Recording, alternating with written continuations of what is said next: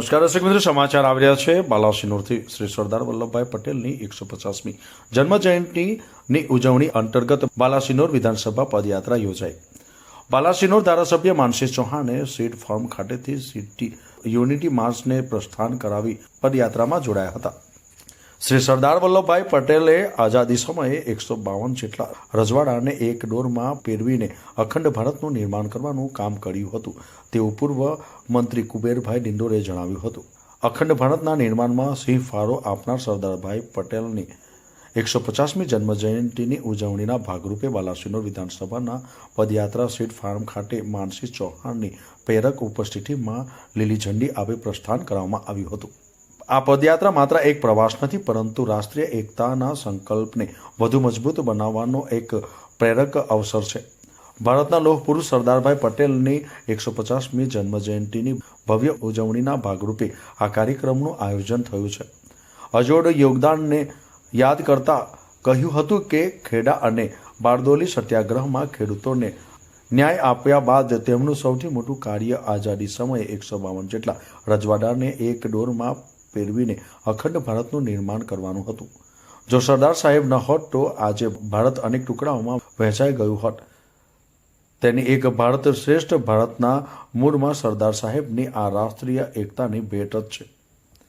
આ યાત્રા seed farm ખાતેથી પૂર્વ મંત્રી કુબેરભાઈ ડિંડોર, ધારાસભ્ય માનસી ચૌહાણ અને પૂર્વ ધારાસભ્ય રાજેન્દ્રભાઈ પાઠકની ઉપસ્થિતિમાં મહાનુભાવોએ યાત્રાને લીલી ઝંડી આપી પ્રસ્થાન કરાવી પદયાત્રામાં જોડાયા હતા।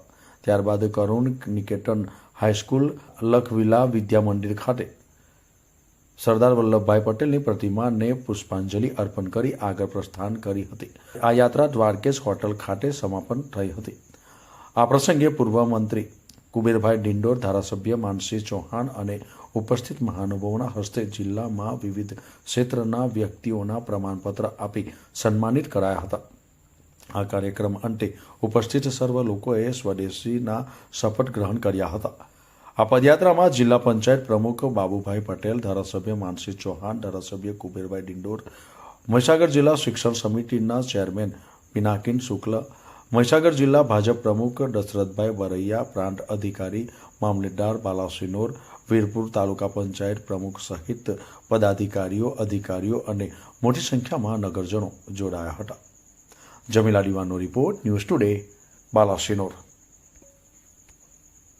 મોટું એવું સ્ટેચ્યુ બનાવ્યું છે, ત્યારે એના ભાગરૂપે આજે આપણી વચ્ચે આ યાત્રામાં ગુજરાત અને ભારતની આવી આ શક્તિ છે, એકતા છે ને એના ભાગરૂપે આજે આપણે મળ્યા છીએ। તો બધા આદરણીય શ્રી રાજીવ બેટા હાથ તો જય સરદાર। આજના જિલ્લા ભાજપના પ્રમુખ માન્ય બારિયા સાહેબ, એ જ રીતે સમગ્ર ગુજરાતની અંદર કેળવણીકાર એટલે પૂર્વ શિક્ષણ મંત્રી અને મારા અરવલ્લી જિલ્લાના પૂર્વ પ્રભારી મંત્રી માન્ય ડિંડોર સાહેબ, એ જ રીતે તો પહેલી વાત કરીશ એ શિક્ષણ માટે।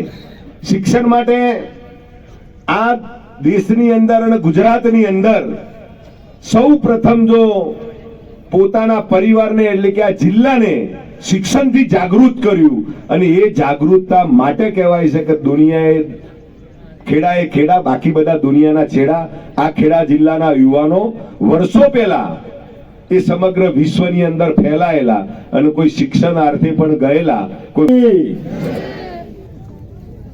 આપણા દેશના સ્વાતંત્ર્ય સેનાનીઓ નારો લઈને તમે દેશને આઝાદી અપાઈ છે, એટલે બધા એક સાથે ફરીથી ભારત માતાની જય બોલીશું। હાથ ઊંચા કરીને આપણા એનસીસી એનએસએસ ના આપણા કેડેટ છે એ બધા ઝંડો ઊંચો કરશે, ધ્વજ ઊંચો કરશે।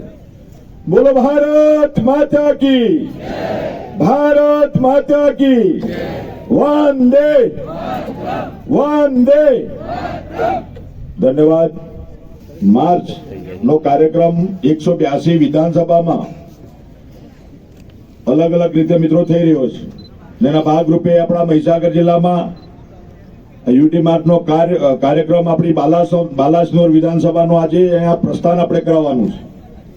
તો આ કાર્યક્રમમાં ઉપસ્થિત આપણા સંગઠનના પ્રમુખ સન્માન્ય દશરથભાઈ બારિયા સાહેબ, જિલ્લા પંચાયત પ્રમુખ બાબુભાઈ પટેલ, સાથે આપણા આ વિધાનસભાના ધારાસભ્ય માનસી દાદા, સાથે આપણા કરેલી છે અરવલ્લીના પૂર્વ સંગઠન પ્રમુખ, ને આમ તો આ નાની મોટી યાત્રાઓના પાછા ઇન્ચાર્જ રહેતા હોય છે એવા સન્માન્ય રાજુભાઈ, સાથે અમારા વડીલ માર્ગદર્શક અમૂલ ડેરીના ડિરેક્ટર અને આ વર્ષોથી આપણા વિસ્તારમાં મિત્રો એમને સેવા કરી છે જનતાની એવા પપ્પુભાઈ રાજેશભાઈ પાઠક, સાથે આપણા પિનાકીન શુક્લ, આપણા શિક્ષક જેટલા રાજ્યોને એક કરવાનું કામ ત્યાંના બિસ્માર્કે કર્યું હતું, 2-3 ડઝન રાજ્યોને એક કરવાનું કામ.